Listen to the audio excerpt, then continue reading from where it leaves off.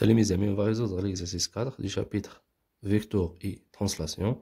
Alors la question c'est réduire les vecteurs suivants. Pour répondre à cette question, on a besoin de connaître la relation de Charles et les vecteurs opposés et c'est quoi un vecteur nul. Donc on commence par la relation de Charles. Alors soit A et B, ici 3 points. Donc la relation de Charles permet d'écrire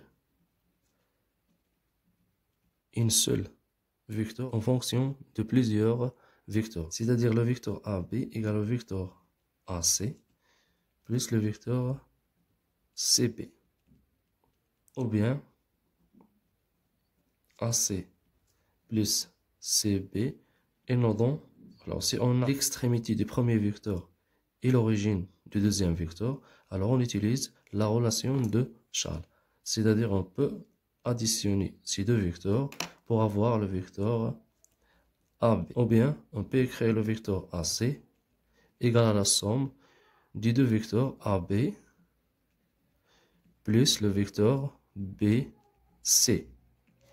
Toujours, on utilise la relation de Charles. Donc, ici, on a ajouté le point B. Ou bien le vecteur AB plus le vecteur BC. Et nous donne le vecteur AC. Pour les vecteurs opposés, si on a AB est un vecteur, l'opposé du vecteur AB et le vecteur BA. Donc ici on change seulement le sens. Pour obtenir l'opposé, on change le sens et on a AB égale. Donc on a ici deux vecteurs de sens différents. Donc on ajoute le moins pour qu'ils soient de même sens. Donc le vecteur AB égale moins le vecteur BA et la somme du vecteur AB plus son opposé BA et nous donne le vecteur nul.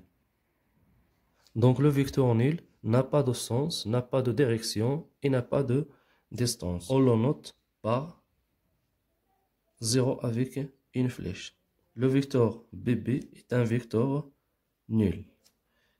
Le vecteur AA est un vecteur nul. Le vecteur CC égale au vecteur nul. Donc on commence à répondre à la question d'exercice en utilisant toujours la relation de Charles et les vecteurs opposés et vecteurs nuls. Donc on a ici le vecteur AC plus BC plus CB. Donc nous avons le vecteur AC plus le vecteur BC plus le vecteur CB. Donc ici on peut utiliser la relation de Charles. Car on a la première vecteur, ou bien l'extrémité de la première vecteur et l'origine du deuxième vecteur. Donc, ils nous donnent le vecteur AC plus le vecteur BB. Donc, on a le vecteur BB est un vecteur nul.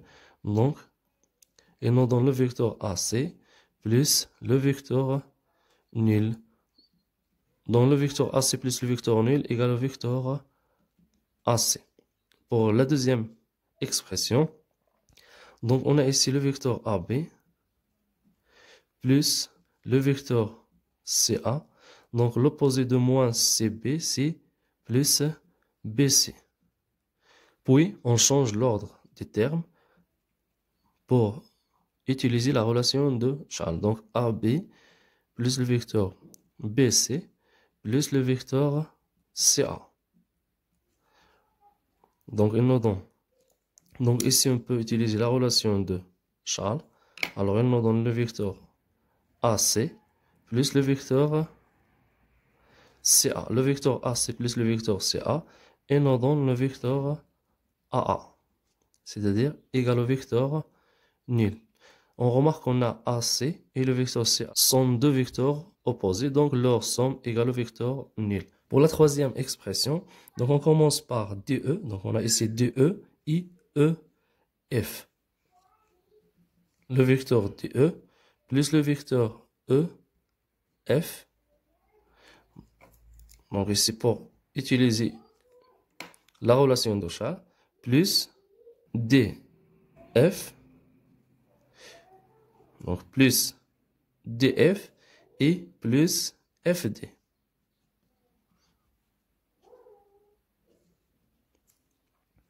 Égal, on utilise la relation de Charles, c'est-à-dire DF. La même chose, on utilise la relation de Charles pour les deux deuxièmes vecteurs. On trouve le vecteur DD. Alors le vecteur DD est un vecteur nul. Donc on trouve DF plus DD, c'est un vecteur nul. Donc le résultat, c'est le vecteur DF. Pour la dernière expression, alors on fait toujours la même chose. Donc on commence par BA, plus, on change le sens, BN, plus NA. Donc ici, on peut utiliser la relation de Charles. Donc on trouve BA plus BA. Donc le vecteur BA plus le vecteur BA, il nous donne 2 vecteurs BA.